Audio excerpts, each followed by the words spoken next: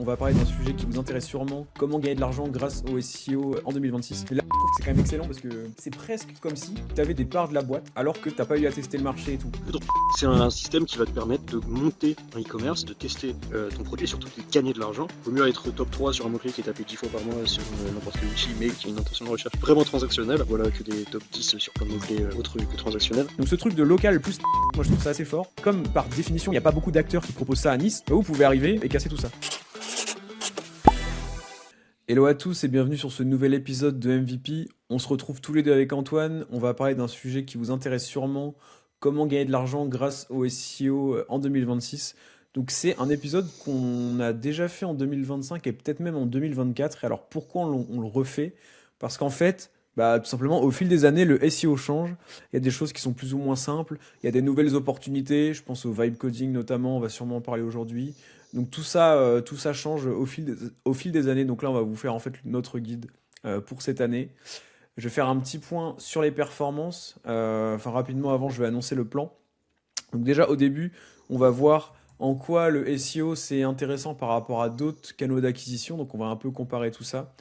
Ensuite, on listera en fait tous les meilleurs business models selon nous. Donc on va parler par exemple d'affiliation, de vente de leads, etc. Enfin, on va tout passer en revue. On vous dira ensuite comment avoir des résultats SEO rapides, donc peu importe le business model, quelle est la méthode globale à employer pour avoir des résultats rapides et faire du cash rapidement en SEO. Et ensuite, on vous parlera un peu aussi de nos techniques pour le GEO. Donc peu importe le business model que vous avez, le GEO peut vous être utile dans pas mal de cas. Et on finira aussi par vous donner, selon nous, les meilleures niches pour 2026, que ce soit, voilà, je pense que ça va pas mal parler de d'affi et de vraies marques et de e-commerce. Mais voilà. Donc je fais un petit rappel sur les performances rapidement. Donc on est à 2210 abonnés sur YouTube. Donc merci à toutes les personnes qui s'abonnent et qui commentent. Et sur Spotify, on est à 134 notes pour une moyenne de 4,9. Donc merci à tous ceux qui ont pris le temps d'évaluer l'émission et qui l'évalueront. Je rappelle qu'on est sponsorisé, donc on a plusieurs marques qui nous accompagnent. La première, c'est Linkuma. Donc Linkuma, pour acheter des backlinks, vous avez un lien qui se trouve dans la description. C'est des backlinks qui sont globalement pas chers, c'est abordable. Ensuite, il y a SEO Monkey, donc qui est l'agence SEO d'Antoine. Si vous avez besoin d'une prestation SEO de qualité dans toute la France, même ailleurs, vous avez aussi un lien dans la description. Et du coup, le troisième sponsor, c'est Chat SEO. Donc, si vous êtes à la recherche d'un outil, chatbot, un peu tout en un pour faire votre SEO tout seul, et vous avez un lien dans la description. Finalement, on a deux solutions pour deux besoins carrément différents, donc c'est cool. J'imagine que tu prends pas de clients à partir de 29 € par mois, Antoine. Si, bien sûr, vous pouvez nous contacter pour un accompagnement à 29 € par mois, bien sûr. Un email. Un email par mois. Voilà. Retour semaine. Est-ce que toi, tu as des grosses actus ou pas en ce moment? Non, juste là, je viens de sortir d'un séminaire, donc grosse journée, je suis un peu fatigué, mais bon, Ok. ça se voit pas. Et je vais quand même être énergique, et en plus je connais le plan et tout, je suis trop chaud. Mais globalement, ouais, ça fait plaisir de faire un séminaire parce que tu sais, du coup, tu fais confronter les idées de toutes tes équipes sur la vision 2026, c'est vraiment trop sympa. Ok. Et globalement, plein de choses à venir en 2026. Donc, ouais, très très content de la journée, même si je suis un peu fatigué. Ok. Ok, ça marche. De mon côté, comme d'hab, hein, je bosse sur Chat SEO à mort, donc voilà. Quand même un truc intéressant, c'est que justement suite à un appel là avec mon associé Nicolas, je vais revoir la pertinence de mes vidéos YouTube, dans le sens où, en fait, j'ai toujours eu des cycles comme ça, où il y a des canaux d'acquisition que je fais par défaut et d'autres que je vais essayer de tryhard. Et là, je faisais un peu tous mes canaux d'acquisition par défaut, donc des posts LinkedIn de temps en temps, un peu ce qui marche, mais pas poussé en mode je veux péter sur LinkedIn. Et YouTube, c'était pareil là, c'est-à-dire que je faisais des vidéos qui me faisaient plaisir, qui apportent de la valeur, ok, mais j'avais moins ce côté tryhard. Et donc là, ce que je vais faire, c'est que je l'ai déjà fait avec la vidéo qui vient de sortir, c'est que je vais vraiment reconsidérer le fait de faire une super miniature, d'avoir une intro percutante, de mettre des chapitres à chaque endroit alors qu'avant j'avais un peu la flemme, de faire des vidéos peut-être rapides où il n'y a pas de moment de creux, etc. Et là, je vois que déjà ça porte ses fruits avec la première vidéo qui vient de sortir, donc c'est cool en vrai parce que YouTube c'est quand même un super canal. Mais là, ça faisait je sais pas combien de temps, mais Ça faisait longtemps que j'avais pas vraiment tryhard le truc en mode comment faire vraiment pour faire le plus de vues sur YouTube et galvaniser le plus de gens, etc. Même si, au final, je m'en fous parce que même dans mes périodes un peu tranquilles, comme j'apporte toujours de la valeur, les gens sont vraiment contents de mes vidéos, donc c'est le principal. Mais là, je vais être plus dans une stratégie peut-être un peu de croissance sur YouTube. Et j'avais pas ça en tête, ça faisait longtemps que j'avais pas eu ça en tête. Donc c'est cool. Et pareil en vrai sur LinkedIn aussi, je pense que je vais reprendre plus sérieux avec des playbooks souvent, des trucs.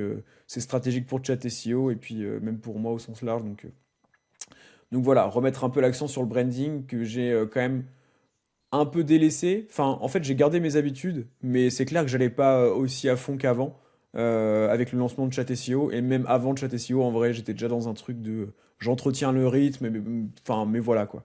Donc voilà, mais de toute façon, chaque période a son utilité hein, dans tous les cas. Donc voilà, ça c'est la petite news un peu. Donc j'ai hâte de voir ce que ça va donner. Bah, du coup, on va tout de suite commencer le plan. Donc le SEO versus les autres canaux, en fait, pourquoi nous déjà on kiffe le SEO et pourquoi on pense que c'est particulièrement intéressant d'un point de vue business si vous voulez gagner de l'argent en 2026. Antoine, j'imagine que tu as des arguments en tête. Bah ouais, le premier argument que je vois déjà, c'est que c'est gratuit. Donc t'as pas besoin de payer une régie avant un ROS, etc. Et surtout, c'est hyper transactionnel. C'est-à-dire que je connais pas plus transactionnel. D'ailleurs, il n'y a pas plus transactionnel que le SEO slash GEO qu'on va mettre dans la catégorie search, tu vois. Faut arrêter enfin de différencier le SEO et le GEO, c'est la même chose. Les gens tapent de plus en plus sur des barres de recherche, il faut de plus en plus faire du SEO, il faut de plus en plus faire du GEO. Et ouais, l'idée en fait, c'est que le SEO, c'est que ça te positionne potentiellement, si tu fais les choses bien sur de la requête transactionnelle. Et est-ce que tu connais le taux de conversion en moyenne d'une page transactionnelle? Et encore, je dis en moyenne, parce que produit cher versus produit pas cher, etc., il est Bah de 5%. Je me ok. suis permis de Ah c'est ça, répondre. c'est pas 3. Non, je dis 5 moi. Moi, j'ai vu 5 à Ok. plusieurs reprises. Maintenant, c'est peut-être entre 3 et 6 tu vois. Mais bon, Ouais. c'est énorme, en fait. C'est des gros, gros, gros, gros taux de conversion. Et donc, c'est gratuit, il y a des gros taux de conversion. De toute façon, ceux qui font de la pub savent aussi que là où il est plus facile d'avoir un retour sur investissement, c'est sur Google Ads. Bah voilà, transformer Google Ads en naturel, ça fait pas de mal. Mhm. Moi, quand je pense à gagner de l'argent via le SEO, en fait, c'est même quand je pense à gagner de l'argent sur Internet, je pense tout de suite au search. Donc SEO, GEO, je dirais même le paid search, hein, c'est dans la même famille. Pourquoi? Parce que tu as l'intention de recherche. C'est pas tu donnes enfin c'est pas tu fais de la pub en fait, c'est que tu te positionnes là où les gens peuvent potentiellement être déjà à la carte à la main avec une intention de recherche très transactionnelle. Ouais. Et donc en termes de ROI, de business, il n'y a pas plus intéressant. Mhm. Ouais, c'est sûr. Après, moi, c'est un truc que j'ai déjà dit pas mal de fois, mais le côté aussi capitalisation, tu capitalises sur les positions que tu acquiers, et quand tu acquiers une position, bon, voilà, tu peux redescendre, mais globalement, tu as quand même beaucoup moins d'efforts, beaucoup moins d'efforts à faire pour maintenir cette position que pour l'obtenir à la base.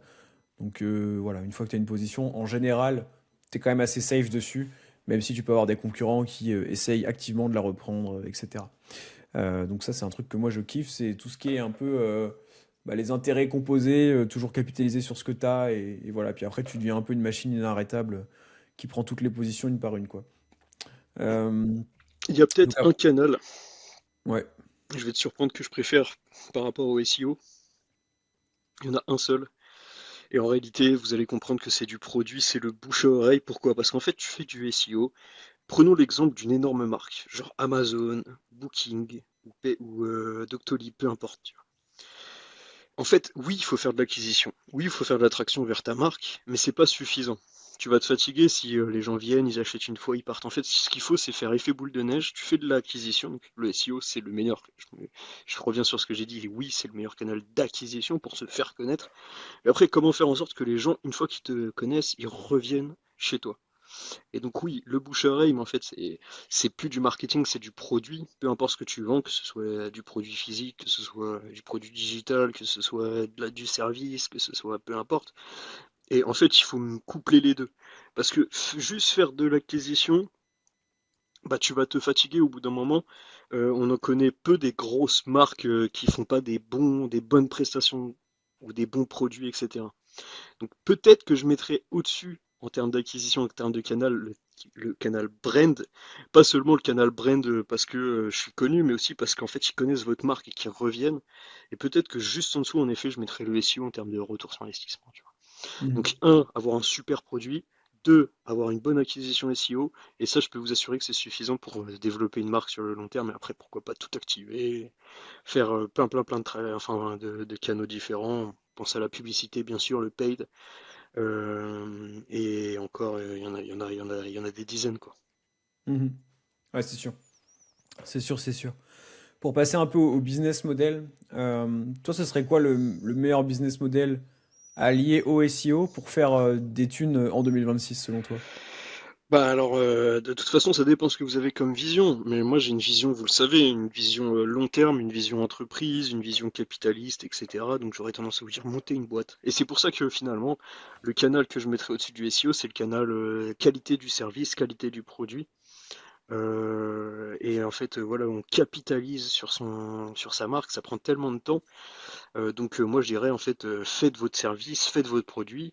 Bien que, en effet, pour les petits malins qui font un peu du SEO, un peu plus en mode hack, etc., solo, il y a plein d'autres stratégies assez intéressantes. Je pense qu'il faut se poser aussi la question de ce que vous voulez dans la vie à l'instant T. Est-ce que c'est juste pour un side project? Est-ce que c'est pour développer une activité sur le long terme, etc. Mais Mhm. ouais, sinon j'aurais tendance à tout de suite partir sur faites une marque en fait. Ouais, ok. Ok, ça marche. Hmm, Après, moi j'aime quand même beaucoup, tu connais mon coup de cœur un peu pour l'affiliation, Ouais. même si paradoxalement je suis en train de faire une marque en ce moment. Mais l'affiliation, je trouve que c'est quand même excellent parce que, bah, en fait, littéralement, c'est presque comme si tu avais des parts de la boîte alors que t'as pas eu à tester le marché et tout. Je m'explique parce que tu as des revenus récurrents, donc ça c'est comme si tu voilà, t'as un partage de revenus par rapport à la boîte et ton business en tant que tel est aussi revendable. Un business d'affiliation, moi, Temple de la Way, j'aurais pu le revendre quand il faisait encore des thunes et tout. Donc, Ouais. bon. Après, c'est pas, t'as pas vraiment des parts de la boîte, je veux dire, mais en vrai, c'est quand même un truc où toi, tu prends pas le risque de tester le marché parce que s'ils proposent de la fille et tout, si c'est une marque établie, bah, tu sais que ça se vend. Ils ont fait leurs tests et tout. C'est eux qui font leur funnel, donc c'est eux qui optimisent leur taux de conversion de partout. Par exemple, pour un SaaS, moi je vois tout le taf qu'on fait sur l'onboarding, sur la landing page. On regarde les pourcentages partout. Donc tout ce taf-là est fait. Vous avez juste à envoyer un lien d'affi, à vendre un peu bien le produit en fonction de ses arguments. Et en vrai, bah voilà, vous touchez des revenus récurrents en plus, parce que souvent c'est à vie. En tout cas, si vous faites de l'affiliation pour des logiciels comme bah, Chat SEO, comme Linkuma, comme Wiseone, j'ai pu faire aussi. C'est intéressant. Et comme je disais, ouais, c'est revendable en vrai. C'est pas un truc à négliger. Donc, moi, je trouve ça, en tout cas, en tant que ex-créateur de contenu à 100% hein, quand j'avais pas de Chat SEO, mais c'était, enfin, c'est hyper intéressant, même encore aujourd'hui, ça m'apporte des sommes, même si je parle plus de un tel ou un tel, ben en fait, ça me rapporte des sommes parce que juste j'ai onboardé les gars et ils continuent de dépenser. Et bon, c'est, franchement, moi je trouve ça ouf. Ça, je rebondis, je suis super d'accord avec toi. D'ailleurs, je sais que ça te rapporte plus que Chat SEO aujourd'hui en perso, en mode virement mensuel, c'est sûr. Ne serait-ce qu'il y a 2 mois, les virements que je t'ai fait, tu vois, sur Ah la oui, fille, parce que c'est tu bon. prends en compte l'apport d'affaires aussi.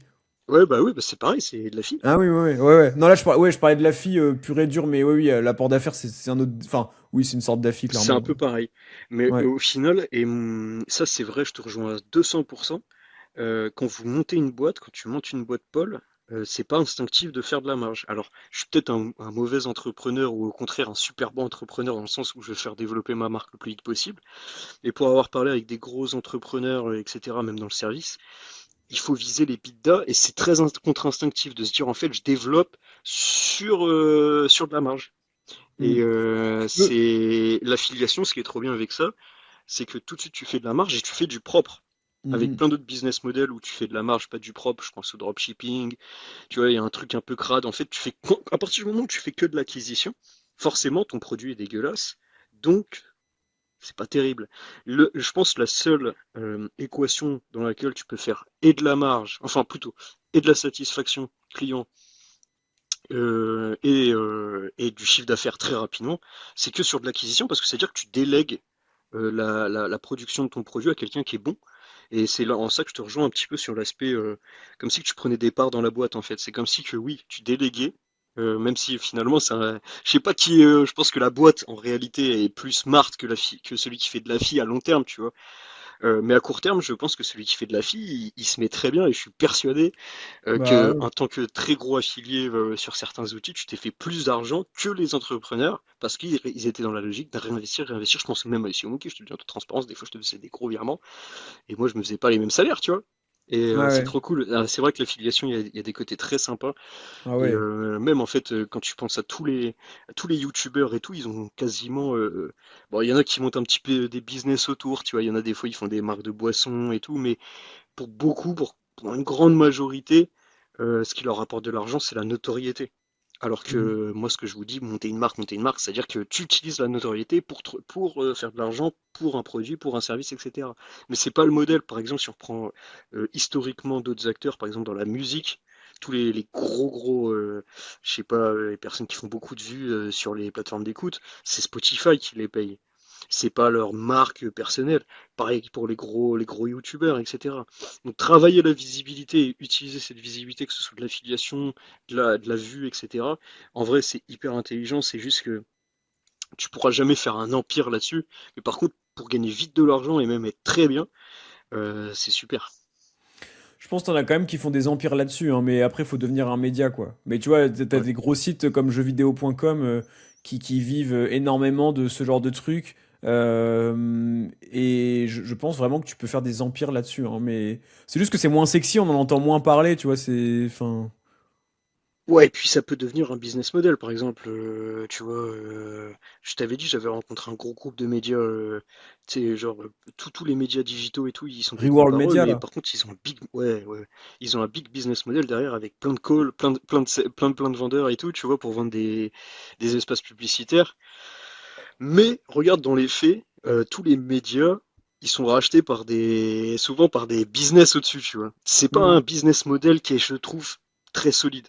Je me trompe peut-être, mais je pense que par rapport à vraiment, tu sais, la finalité d'une marque, etc., qui est de vendre du produit, de vendre du service, de vendre de la valeur ajoutée, versus se faire connaître, se faire connaître ne rapportera jamais autant d'argent que vendre un produit, vendre un service de qualité. Mais en même temps, pour se faire connaître durablement sur le long terme, tu vois, tu peux pas parler de ton produit. C'est-à-dire que c'est impossible de développer une énorme communauté en disant, je sais pas, tel produit ou tel service c'est le meilleur, SEO Monkey c'est les meilleurs, regardez comment vous faites, etc. Tu vois, à chaque fois c'est presque, je dirais, à l'essence de la chose, c'est presque artistique, tu vois, que ce soit le média, tu vois, que ce soit la musique, que ce soit la vidéo, tu vois, c'est des profils un peu plus artistiques qui Ouais. ensuite, à un moment, ont des opportunités pour se dire, ça a tellement pété parce qu'en fait, c'était tellement, comment dire, non voulu. Il y avait tellement pas de choses, enfin, tu sais, de choses à vendre derrière que ça a pu marcher, que c'était totalement créatif, etc. Que derrière, ils ont eu des opportunités. Euh, et d'ailleurs, il y a quelque chose d'intéressant là-dessus, je sais pas ce que tu en penses, mais tu vois, plus tu sponsorises, plus tu pousses un produit, plus tu pousses un service, etc. Et moins tu vas être authentique dans ta création de contenu, plus ton focus il sera ailleurs, et moins ton contenu va pouvoir exploser, tu vois. Je sais pas, tu vois, je pense à la musique par exemple. Tu vois, les musiciens, c'est vraiment des artistes, on est tous d'accord pour le dire, mais je pense que des youtubeurs, ce sont des artistes de leur manière, et jusqu'à devenir en effet tellement gros que bah, ils sont ils sont poussés même par les marques. Tu sais, limite, c'est l'inverse en fait. C'est les Ouais. marques qui viennent les chercher que eux par défaut, en fait, Ouais. se disaient, je vais faire ça pour pousser des marques. Et je pense que Ouais. la notoriété de base, en fait, il y a quelque chose de très sincère qui vient de là en fait. Ouais, non, bah c'est un sujet, hein, clairement. C'est voilà, après il y a une manière de le faire bien. Moi je suis assez content de la manière dont je l'ai fait honnêtement depuis le début là. Même Linkuma, tu vois, je les ai bien mis en avant à leur lancement. Je l'ai toujours fait. Enfin, tu vois, Linkuma, la première vidéo, je les ai mis en avant. J'ai fait un guide de netlinking. Donc le guide du netlinking, mec, c'est une des vidéos sur ma chaîne qui a été le plus appréciée, la plus vue. Je crois que je suis quasiment à 10 000 vues dessus, faudrait que je regarde. Mais enfin, et dedans, du coup, à un moment, je dis, bah voilà, vu que c'était un guide complet du netlinking, je faisais les différents types de liens à un moment. Je parle des liens qui coûtent pas cher et j'inclus Linkuma dedans et ça a trop bien marché. Et en vrai, j'ai toujours essayé de faire ça. Toujours des trucs, tu vois, je regarde. Ouais, en fait, c'est ça. J'ai le guide Netlinking SEO qui fait 10 000 vues il y a 2 ans. Et ensuite, j'ai une autre vidéo, Linkuma, avis franc et tuto, backlinks pas cher. 10 000 vues il y a 2 ans aussi. Ah oui. Donc en fait, je les ai vraiment grave mis en avant. Et, euh, et voilà. Et puis il y avait Wise One aussi. Mais en vrai, c'est surtout Linkuma, hein. Je crois que j'ai vraiment poussé. Je crois qu'à un moment, je faisais des. En fait, comme je parlais de SEO, bah, je disais toujours si jamais vous voulez. D'ailleurs, si jamais vous voulez des backlinks pas chers, hop, allez voir Linkuma. Et en vrai, c'était pertinent. En plus, c'est pas cher, donc ça attire un peu les gens. Franchement, c'était pas mal. Voilà, voilà. Donc ensuite, donc là, on a parlé de vraies marques et d'affiliation récurrente. Ensuite, on a aussi la vente de leads. Bon, bah ça, on fait pas de dessin, hein. C'est un peu comme l'apport d'affaires que je vais faire avec Antoine, sauf que quand on parle de vente de leads, c'est plutôt on paye pour un lead. C'est comme si Antoine, pour chaque lead, il me payait, je sais pas, 50 euros, peu importe qui le signe ou pas. Moi, je préfère faire de l'apport d'affaires parce que c'est quand même plus long terme. Alors il y a un défaut entre guillemets, c'est que si par exemple Antoine ne signe pas un truc que je lui envoie, bah, je touche rien. Mais bon, au final, avoir du mensuel récurrent, moi je trouve ça plus intéressant. Donc voilà. Qu'est-ce que je peux dire de plus? Rien de spécial, hein. Mais vente de leads, je pense que ça peut être pas mal, hein. Moi, c'est ce que j'ai essayé de faire avec le site que j'ai arrêté là, mais Vibing Cars, où je voulais vendre des leads du coup à des boîtes qui proposent la location de voitures de luxe, donc sur du high ticket. Ça, c'est vrai que c'est un truc, c'est que vous fassiez de l'affiliation, de la vente de leads ou autre chose, faire du high ticket, ça peut changer un peu tout. Enfin, en fait, il y a deux trucs. C'est quoi le panier moyen du client final? Parce que c'est directement lié à votre commission. C'est quoi votre pourcentage de commission? C'est pareil, ça peut aller allez, on va dire de 10 à 60%, hein. L'affiliation de System.io, du logiciel System.io, c'est 60% à vie, par exemple. Donc ils sont connus pour être agressifs, hein. Ça a très bien marché pour eux. Et le dernier truc, c'est est-ce que l'affiliation est récurrente ou pas? Donc c'est les trois trucs que vous devez regarder. Donc je rappelle, c'est panier moyen, combien va payer le gars, pourcentage de commission, combien vous allez toucher vous, et est-ce que c'est récurrent ou est-ce que c'est one shot? Voilà. Puis après, il y a la durée des cookies aussi, c'est une autre histoire, mais en gros, enfin juste pour conclure là-dessus, la durée des cookies, c'est si vous avez 30 jours de cookies, ça veut dire que si la personne elle clique sur votre lien, qu'elle arrive sur le site qui vend de la whey par exemple, moi qui faisais de l'affiliation vers NutriPure, elle arrive sur le site mais elle convertit pas tout de suite. Et par contre, plus tard, elle y repense, elle retape NutriPure dans Google et 3 jours plus tard, elle convertit. Et bah, c'est compté comme une commission pour vous. Donc ça, c'est la durée du cookie. Donc 30 jours, ça veut dire que c'est valable pendant 30 jours. Au-delà de 30 jours, on part du principe que le lead, il vous est plus attribué. Bon, c'est sûrement un peu plus compliqué que ça en réalité, mais c'est le principe global, quoi. Donc voilà. Mais AFI, ça peut être très très sympa. Donc, après, vente de lead, voilà, c'est un peu pareil. Dropshipping, bah moi je pense qu'il y a une manière de bien en faire quand même si globalement c'est vrai que on n'est pas là pour proposer le meilleur produit, la meilleure offre aux gars, hein. C'est, en général, on pense plutôt à la rentabilité. Donc comme tu l'as dit, 100% focus acquisition et puis balèque du produit. Alors que sur la FI, c'est vrai que tu peux être 100% focus acquisition et du coup t'as pas à te préoccuper du produit parce que c'est pas toi et ça se trouve, tant que tu choisis des bonnes offres d'affi, par exemple Linkuma, moi j'y ai cru dès le début. Je savais que ça allait être un truc carré, qu'ils étaient super carrés, réactifs au support, tout. Bah du coup voilà, j'ai pas niqué ma réputation en faisant de la FI pour eux. Alors peut-être que si je l'avais fait sur un truc très bancal, donc là j'ai pas d'exemple en tête, mais voilà. J'ai déjà été démarché d'ailleurs par des services un peu chelous, liés au SEO un peu, mais je voyais que les mecs ils venaient de se lancer, ils avaient l'air de vouloir faire de l'acquisition très vite. Franchement, c'était de la merde. Donc je l'ai pas fait. Donc voilà, voilà. Donc dropshipping, bah moi je pense que ça peut être un. Si vous voulez tester le e-commerce SEO par exemple, c'est une super porte d'entrée. Faites du dropshipping, hein, je vous encourage à le faire, mais faites-le bien. Trouvez des bons produits. Après, moi je suis pas expert en dropshipping, mais voilà, j'imagine que c'est trouver les bons fournisseurs, avoir des délais de livraison qui sont convenables, être réactif au SAV, au support client. Après, voilà, il y a pas de. Si vous faites les choses bien, moi je trouve qu'il n'y a pas de honte. Et ça peut vraiment être un énorme tremplin d'un point de vue apprentissage et même d'un point de vue revenu. Mais je pense pas que la plupart des gens font ça de manière quali. Après, ça les regarde. Je sais pas, t'as un avis sur le drop, Antoine? Toi, t'es pas trop fan, je crois, de base, hein. Non, bah, moi je trouve que c'est un excellent moyen de lancer un e-commerce quand t'as pas Ouais. trop d'argent, tu vois. J'en parlais, tu sais, des business l'œuf ou la poule. Tu connais les business l'œuf ou la poule? Non. C'est inconnu au bataillon parce que c'est une expression que j'ai inventée. Mais en gros, par exemple, un réseau social, les gens utilisent un réseau social parce qu'il y a beaucoup de gens qui utilisent le réseau, sinon ça n'a aucun intérêt. Ouais. Donc, pourquoi tu aurais les premiers utilisateurs? Le luxe, c'est pareil. Le luxe, quand tu as beaucoup mis en marketing, tu peux vendre assez cher parce que les gens l'ont tous vu, en plus c'est beaucoup social, etc. Donc comment tu Ouais. fais pour avoir tes premiers utilisateurs? Donc en fait, pour beaucoup de business, dans le métier du service, c'est pas comme ça.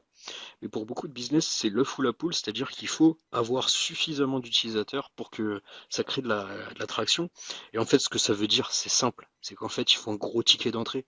Tu montes pas une marque de luxe avec moi. Et je me dis, j'en ai parlé avec un mec qui a une entreprise, tu vois, qui fait des KW assez connus, qui distribue dans quasiment tous les magasins. Il m'a dit, il faut au moins 1 million d'euros pour lancer une marque de luxe.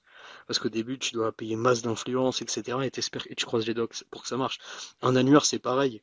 D'ailleurs, c'est très chiant parce que je suis en train de monter un annuaire et on est confronté à cette problématique, mais on va sûrement trouver des petits hacks, mais malgré tout, c'est un business off ou la poule. Mhm. Le dropshipping, c'est un système qui va te permettre de monter un e-commerce, de tester ton produit et surtout de gagner de l'argent. Et si tu fais bien du dropshipping, peut-être même de satisfaire tes clients, ça sera jamais une satisfaction de ouf, hein, ça reste du dropshipping. Euh, Tout en voilà sans avoir des millions d'euros ou des milliers. Franchement, pour monter des marques, en termes de notoriété, ça se compte au moins en dizaines, centaines de milliers, et même millions parfois. C'est pour ça que j'adore le dropshipping et c'est une super façon d'apprendre. Le tout, c'est comment tu fais les choses propres pour dès le début. En fait, si tu te lances en dropshipping, que je trouve super, c'est de te dire comment je maximise la satisfaction de mes clients. Mhm. Qu'est-ce que je vise? Peut-être 7 sur 10, 7,5 sur 10, 8 sur 10, tu n'auras jamais 10 sur 10, tu vois ce que je veux dire? Tu fais du dropshipping. Mais il y a des façons de faire du dropshipping et il y a des façons qui sont très très propres que même moi je vois à l'agence, hein. Je connais des dropshippers voilà, qui cartonnent, mais ils ont tout un système de branding et tout, tu vois. Mais même ça se monte sur le long terme. S'ils ont réussi à monter à ce niveau-là de succès en dropshipping, c'est qu'ils ont tout fait bien dès le début et que c'est possible de faire les choses propres et même de satisfaire ses clients. En fait, je pense que c'est ça la grosse question quand tu fais du dropshipping, c'est comment je satisfais mes clients. Parce que tout l'intérêt, enfin, les dropshippers, c'est des marketeurs. D'ailleurs, c'est souvent des très bons profils pour faire d'autres business derrière, Ouais. parce qu'ils savent vendre. Mais s'ils ont le petit truc en plus, comment je la meilleure satisfaction possible pour tous mes clients et qui tryhardent le truc, je trouve ça super. Mhm. Ouais, je suis d'accord. Ah, Et moi, je c'est pareil un resterai. peu pour tous ces trucs-là un petit peu border, tu sais, genre à vente de leads, etc. Tu vois. Faut bien trouver ses partenaires. Pareil pour l'apport d'affaires. En fait, tu as toujours ce côté-là. Tant que t'es pas un business et que tu fais que de l'acquisition, en fait, c'est ça la différence entre le business et ces trucs de magouilleur un petit peu où tu fais que de l'acquisition et où tu vas chercher de l'argent via d'autres personnes. Donc, que ce soit du dropshipping, bah, c'est des distributeurs, je sais pas, c'est de la logistique, c'est des usines, quoi. Que ce soit de l'apport d'affaires, bah, c'est ceux qui font le service, que ce soit peu importe quoi. En fait, si tu as l'idée de je fais les choses propres, tu peux faire de très belles choses, je pense. Ouais. Non, c'est sûr. Après, la dernière catégorie qu'on a, bon, c'est les principales qu'on avait en tête, hein. Il y en a évidemment d'autres, mais c'est la vente de backlinks. Donc ça, c'est un peu un point d'interrogation parce qu'il y en a qui font des thunes avec ça, c'est sûr.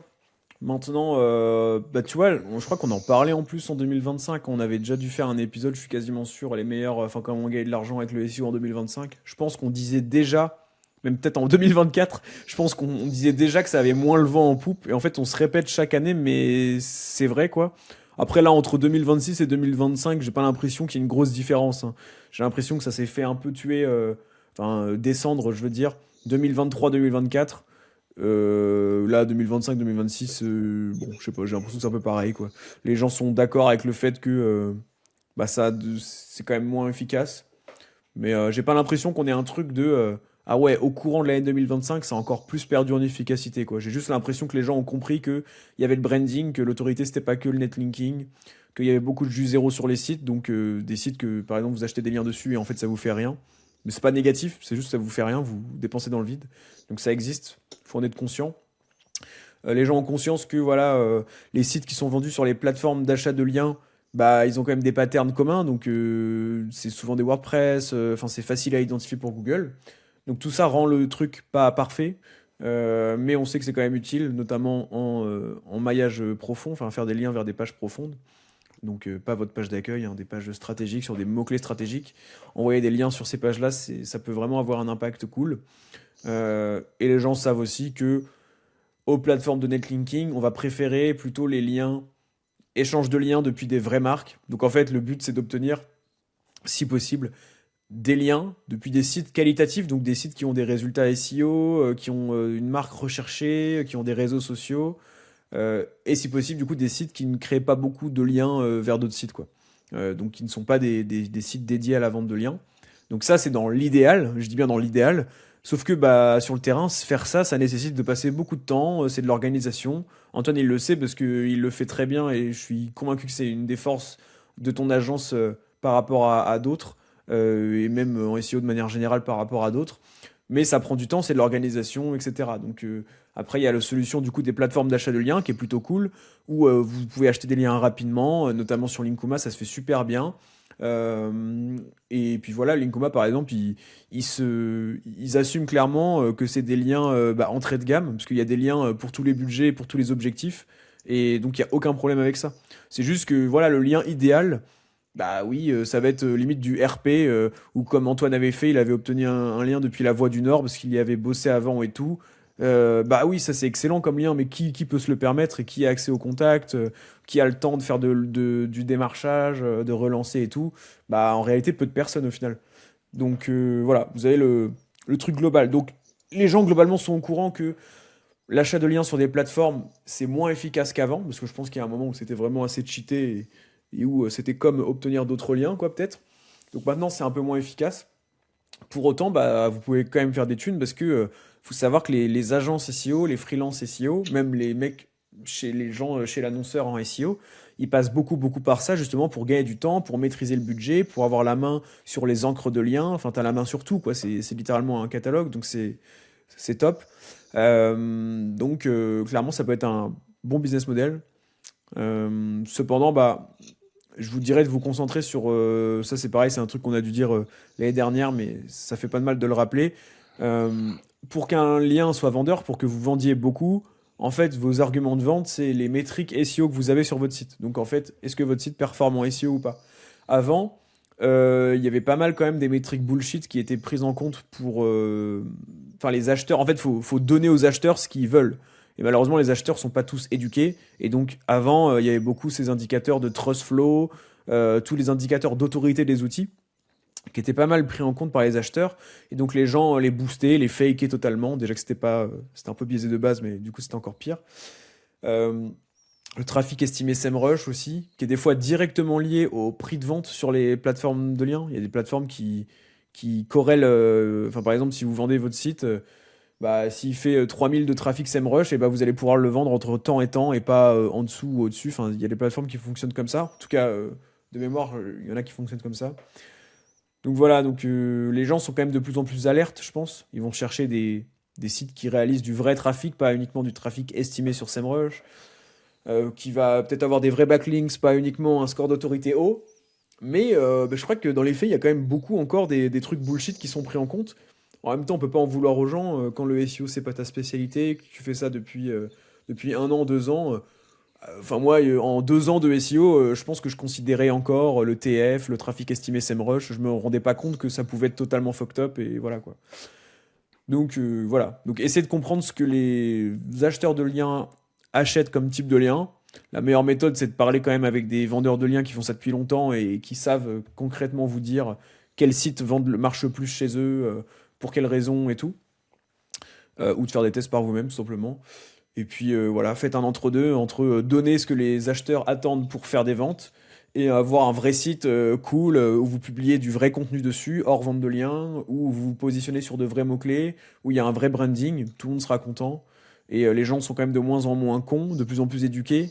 Donc ça jouera en votre faveur sur le long terme, hein. Si par exemple vous êtes un site de vente de liens qui a l'air d'une vraie marque, vous avez des réseaux sociaux et tout, alors que vous faites que de la vente de liens, vous êtes déjà dans le top 0,001% des sites de vente de liens.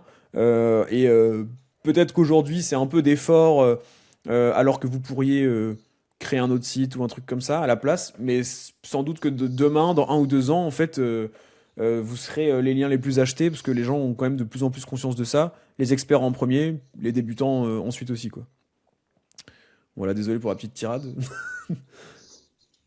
En gros, ce que tu penses, c'est que faire des bons sites de vente de liens aujourd'hui, parce que justement, là, le vent, il est moins en poupe qu'avant, et donc il y a moins de gens qui se mettent là-dedans. Potentiellement, dans 6 mois, il y aura beaucoup moins de concurrence, et donc tu auras une place à prendre. Bah, c'est plus que aujourd'hui, les gens ont quand même de plus en plus de critères, veulent acheter des liens sur des vrais sites, entre guillemets. Et donc, si vous faites l'effort d'être un vrai site et pas uniquement un site dégueu qui a pas de branding, qui vend des liens à chaque article et tout. Donc, l'inverse, c'est ça, c'est d'avoir un branding, une présence sur les réseaux, d'avoir une stratégie de publication hors publication d'articles invités. Euh, Bah, si vous faites ça, je pense qu'aujourd'hui, c'est de plus en plus regardé et je pense que demain, et enfin l'année prochaine et tout, ce sera encore plus regardé. Donc je pense qu'en faisant ça, vous prenez de l'avance sur la nouvelle méta de l'achat de liens, parce que les gens seront tout simplement de plus en plus au courant que les liens un peu fermaliens, comme on dit, donc dégueux, bon, ça marche quand même de moins en moins. Si j'étais Google, moi aussi, je prendrais en compte que les liens depuis des sites qui ont un branding, parce que c'est les liens qui ont plus de chances d'être naturels, quoi. Ok, je vois, je vois. C'est un peu mon avis. Mais après, bah ensuite c'est pareil. Si vous faites de la vente de backlinks de manière bien, comme j'ai dit, avec un branding, des vraies positions, une vraie stratégie de contenu, pourquoi s'arrêter à la vente de backlinks du coup? En fait, autant en faire aussi un site d'affiliation, ça prend 2 secondes. Si vous rankez déjà sur des mots-clés, autant faire ça. Donc c'est peut-être même d'ailleurs avoir des sites qui font que de la vente de liens, c'est peut-être déjà un principe qui est peut-être pas hyper opti à long terme, quoi. Parce que ça vous incite quand même fortement à ne pas avoir de vraie stratégie de contenu, à ne publier que des articles invités à chaque fois, qui d'ailleurs se positionnent en général très mal, hein, sur Google, hein, parce que souvent c'est pas là qu'on a les meilleurs briefs de contenu, la meilleure stratégie SEO, ça cible en général pas de mots-clés d'ailleurs. Ouais, quand ils pensent, c'est un peu à l'opposé de ce qu'on veut faire en SEO, quoi, la vente de liens bête et méchante, je veux dire, hein. Je pense qu'il y en a qui font ça très bien. Je pense à Florentin, notamment sur X. J'ai pas le détail de ce qu'il fait, de sa stratégie et tout, mais je sais que c'est quelqu'un de smart. Et donc j'imagine que c'est des concepts qu'il a en tête. Donc voilà. Ouais, c'est un peu ma vision de la vente de liens. En fait, je me dis, voilà, en fait, quitte à faire de la vente de liens, autant le faire bien. Et si tu le fais bien, ça veut dire que tu as un site qui est en fait une vraie marque à la fin, parce que tu as des réseaux sociaux, voilà, c'est une vraie marque. Et donc, bah, quitte à faire ça, pourquoi ne pas lancer de l'AFI? Ça vous fera des revenus plus récurrents que la vente de liens, si vous faites de l'AFI vers des logiciels, des trucs. Et voilà quoi. Donc voilà, vente de liens, en fait, c'est peut-être juste un. Enfin, moi, je vois ça, en tout cas, si je devais en faire, je verrais ça plus comme un petit plus, tu vois, un revenu bonus. Et j'essaierais de faire en sorte que quand même mon site tourne sans vente de liens et qu'il ait une vraie stratégie de publication, un vrai branding sans la vente de liens, en fait. Ouais, 100%. Bon, bah, au moins, on est aligné.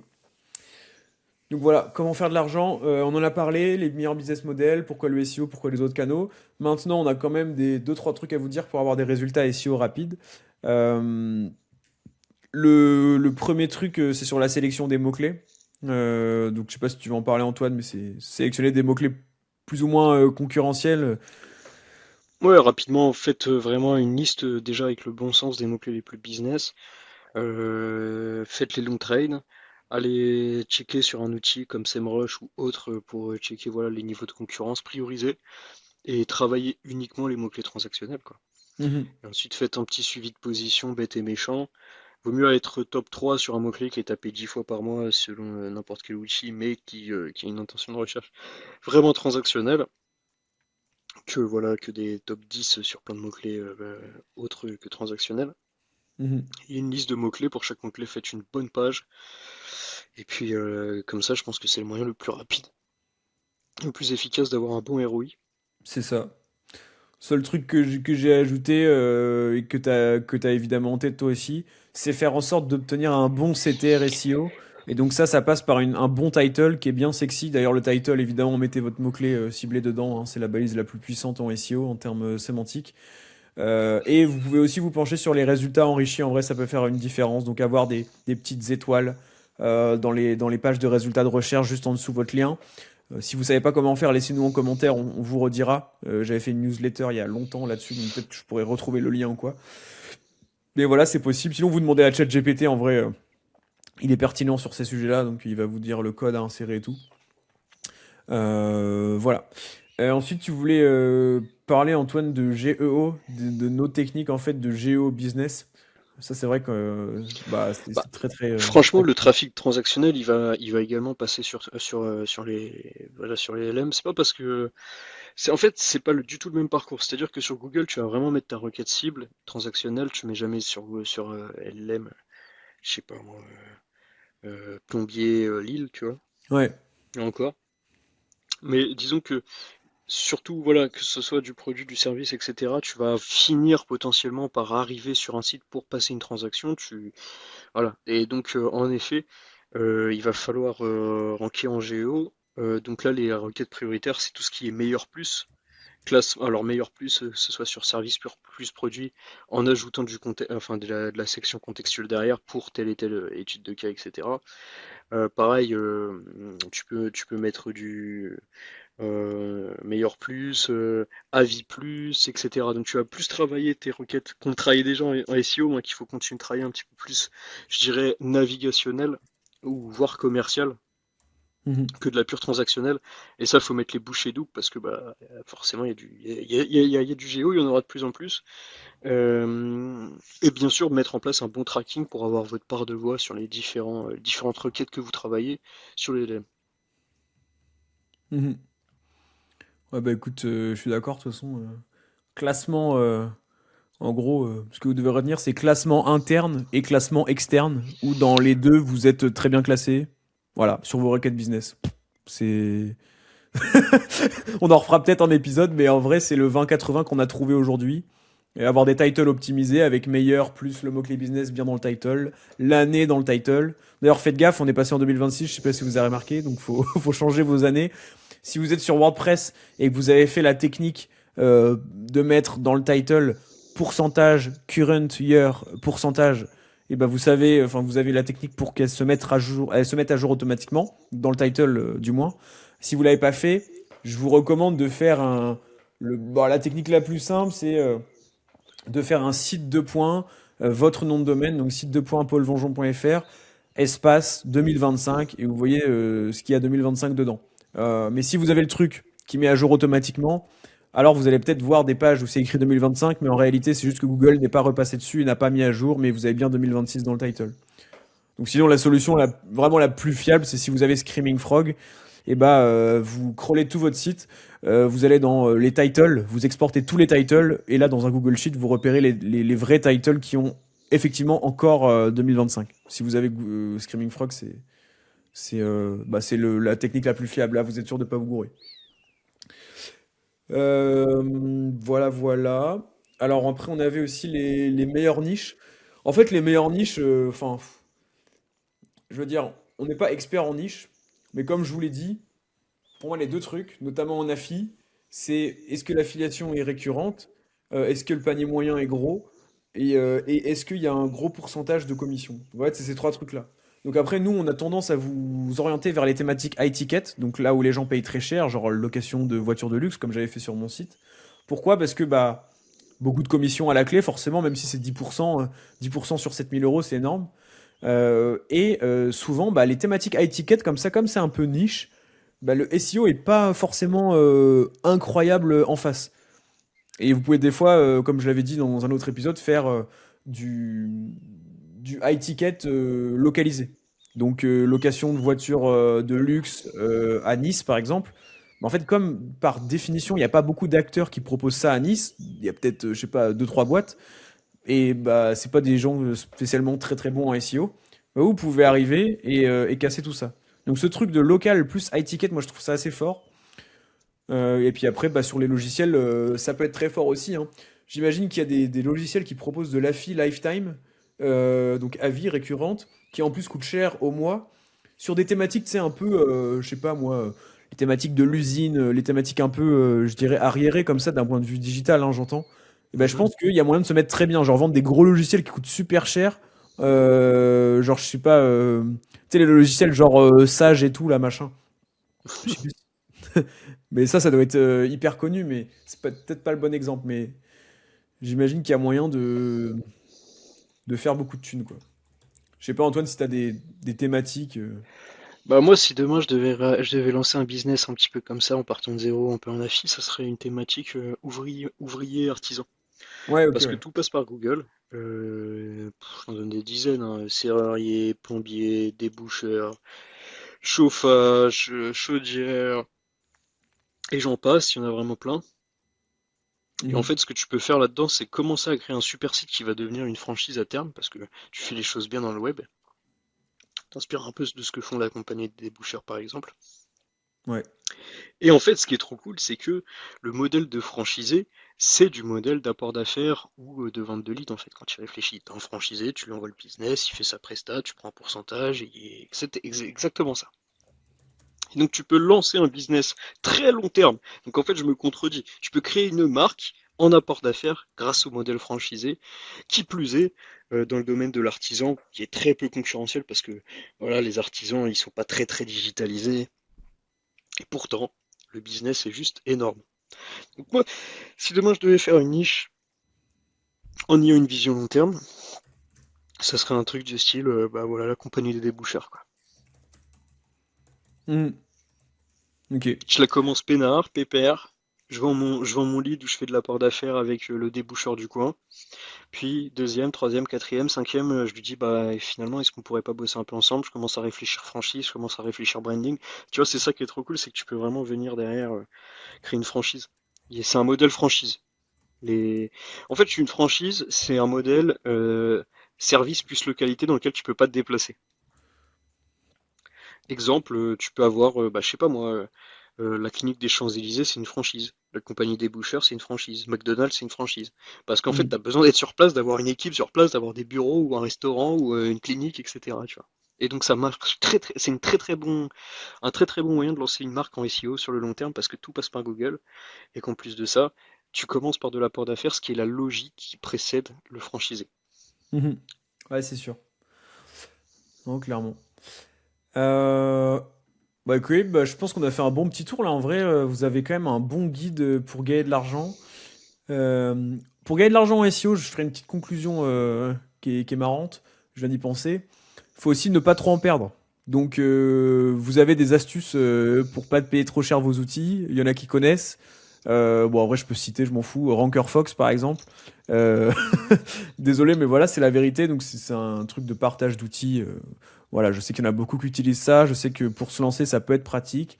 Bah, en vrai, vous avez aussi Chat SEO, hein, c'est quand même pas très cher, 29 par mois. À vous de tester si ça vous intéresse. Pas perdre de l'argent, c'est aussi ne pas acheter des backlinks qui marchent pas. Donc faites gaffe à ça. Si vous voulez aller vers du low cost et que c'est assumé, bah, Linkuma, foncez-y. Mais le pire truc pour moi, c'est de se retrouver à payer des backlinks qui coûtent super cher et qui valent pas du tout leur prix. Donc c'est, par exemple, aller sur iReferrer, qui est une bonne plateforme d'achat de liens, mais comme toutes les plateformes, il y a tout, il y a de tout dessus.